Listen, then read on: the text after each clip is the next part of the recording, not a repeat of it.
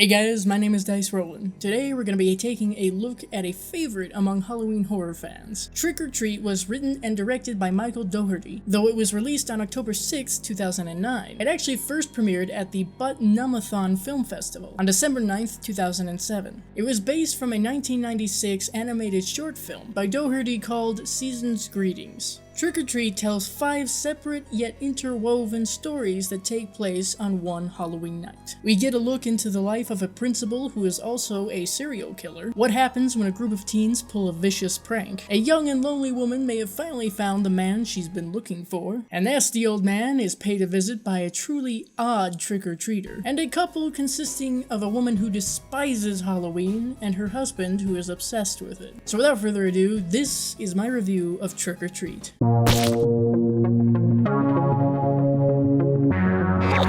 The movie begins with the Halloween festivities coming to an end. Emma and Henry, played by Leslie Bibb, and Tomo Pennicott, have returned home, and Emma isn't exactly thrilled with their evening. Our little friend here, this night's over. While Henry heads inside, Emma works to take down all of the Halloween decorations in their yard. I'm pretty sure she's one of those a second after midnight going into November 1st. All the spooky shit is gone and replaced with Santa Claus and snow globes bitches. Well, while Henry wastes no time in passing out while watching porn, who does that? What straight cis man does that? Emma gets jumped by a rather small creature that promptly kills her. Honestly, I'd have the same response to anyone disrespecting Samhain. Finally noticing the absence of his wife, Henry goes outside to investigate, and finds her.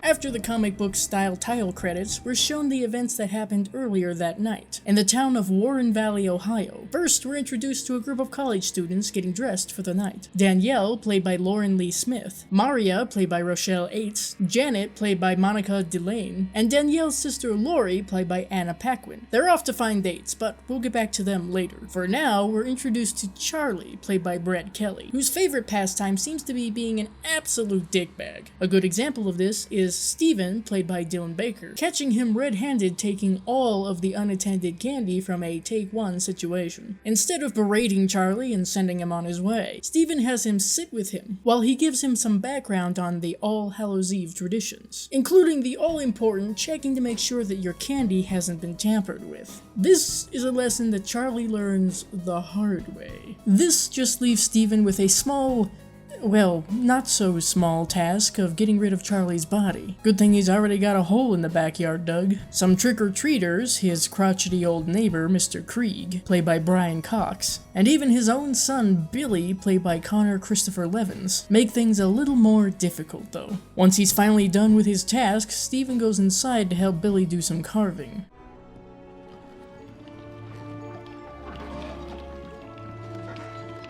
Now it's time to move to our next tale. This one involves Macy, played by Britt McKillop, Chip, played by Alberto Gizzi, Sarah, played by Isabelle DeLuce, and Schrader, played by Jean-Luc Belladou, going around the neighborhood collecting jack-o'-lanterns. One of their stops just so happens to be the Mother Lode, or the Jack-o'-pot, if you will. Yeah, that sounds kinda dirty. I don't know about that. The one responsible for all of this pumpkin glory is Rhonda, played by Sam Todd. Samhain, also known as All Hallows Eve, also known as Halloween.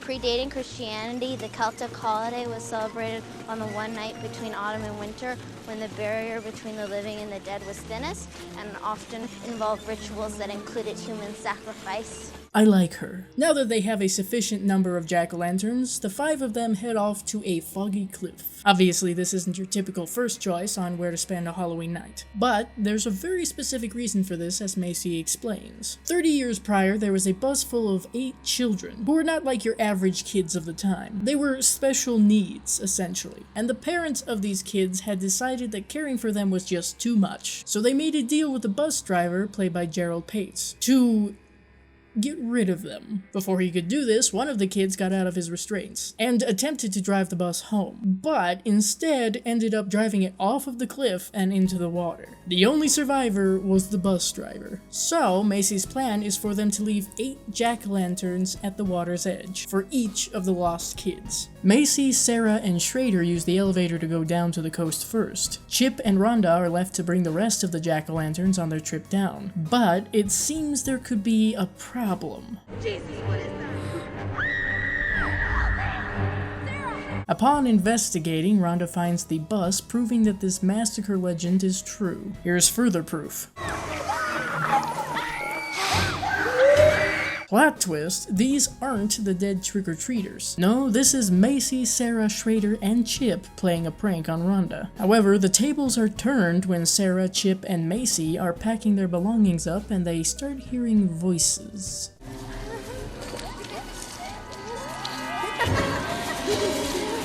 Now, Rhonda is the only one in the elevator with a lit jack-o'-lantern, and honestly, I can't blame her for this one. Now let's return to the group of young ladies and their dates. Specifically, Lori, who has had a rather unsuccessful night. To make matters worse for her, there's an apparent masked killer who has set his sights on her. I bet he wasn't anticipating what he was going to get, though. Turns out this mysterious, creepy psycho is Steven. I suppose on this occasion the hunter has become the hunted. And the final twist comes in the form of all these ladies actually being werewolves. Sam, played by Quinn Lord, just sitting over here being a great representation of myself. And practically everyone in the audience right now. And now for our final tale, centered around Steven's neighbor, Mr. Krieg. Remember him? Well, he's even more of a wrinkled ball sack than we thought. Think of him as the Grinch of Halloween. Though he likes to scare the shit out of trick-or-treaters and literally steal their candy, there's one trickster he won't be taking advantage of. Sam has decided to pay Mr. Krieg a visit. I appreciate Sam's passive-aggressive revenge by just loading Krieg's lawn up with jack-o'-lanterns. Next step is to get into his house, which, despite Mr. Krieg's many locks and such, is pretty easy when you're not human. Now, I can't say that I agree with all of Sam's methods. Like, I don't think Spike deserved what he got, but damn if Sam don't work hella fast on his decor. Using the Gage Creed method, Sam draws literal first blood. It also seems that Sam is a fan of Kevin McAllister, and possibly WWE. Krieg may have shotgun blasted Sam's face, but he still did a hell of a number on him, and he's not done yet. Okay, now he's done. Again, another reasonable response. Let this be a lesson to always make sure you have enough candy for trick-or-treaters. And please, no fun-sized. That's not fun for anybody. On the bright side, it does seem like Mr. Krieg has learned this. Now we see how everything we saw at the beginning fits together. Oh, and one more thing. In case you didn't figure it out before, Mr. Krieg was the bus driver. And it's time he meets the repercussions of his actions.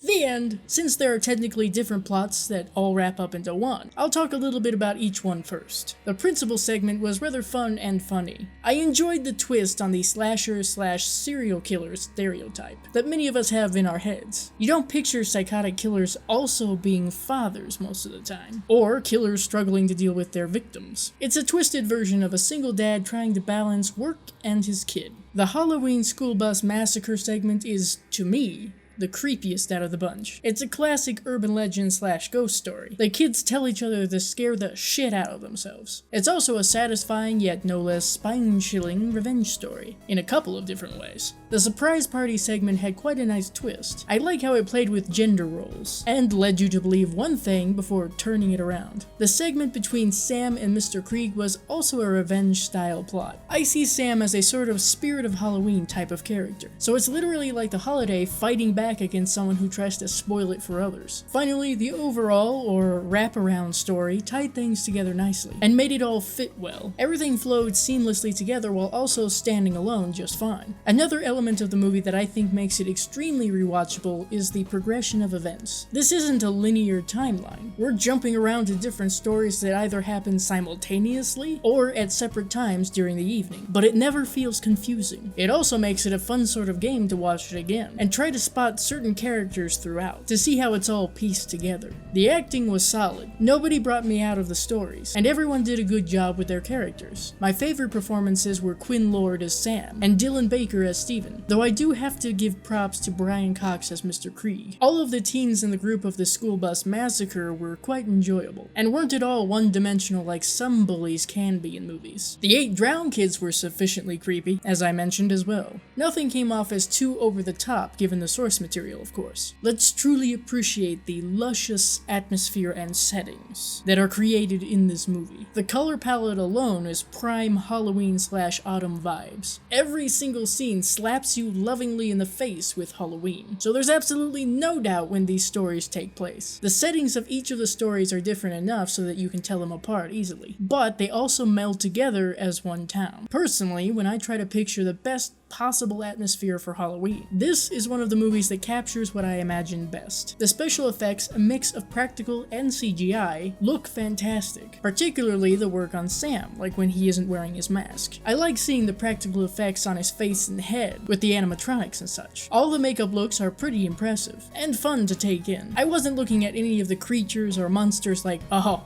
that's a mask. The score by Douglas Pipes is beautifully composed and can be immediately recognized. It helps to capture the mood of the holiday and the tone of the stories presented here. It's fun and playful, and the next moment dread-filled and eerie. It matches the atmosphere perfectly. The soundtrack is also nicely compiled with a number of recognizable songs. With all that being said, I'm giving Trick or Treat 9 out of 10 bloody thumbs up. Here's something kind of unique I'm gonna do. I'm going to rank each of the stories from least to most favorite. 5. The opening and closing segments. Still good, just bear with me. 4. The principal segment. 3. Sam and Mr. Krieg segment. 2. The surprise party segment. 1. The Halloween school bus massacre segment. There are a number of horror anthologies that could be considered hit or miss. There's usually 1 or 2 that personally I'm not all that invested with, but Trick or Treat had my full attention through all of the segments. There's a lot of creativity and admiration for Halloween put into this movie, and it's very easy to see. How can you fault a movie that gave us one of the most lovable, bloodthirsty demon kids? But I'm definitely not biased. Since its release, Trick or Treat has gained a sort of cult following. It's also become a popular go-to for the season, and I wholeheartedly agree with this. I mean, just take a trip to your nearest Spirit Halloween store for proof. It exudes just the right kind of tone and mood that somehow managed to capture Halloween quite well. I would recommend Trick or Treat to Halloween lovers, horror anthology fans, people who enjoy some good storytelling along with their scares, and anyone who's looking for the perfect film to watch in between handing out candy for trick-or-treaters. So, I hope you enjoyed this video. If you did, give it a like to let me know. Don't forget to leave a comment down below telling me what you think of this movie, and if you have any suggestions for horror movies you would like to see me review in the future. You can support the channel through my Patreon, where you would also get exclusive and early access to videos like this. Also, don't forget to share this video to help the channel grow, and subscribe for more Halloween videos like this. See you later. Happy Halloween! Screw you!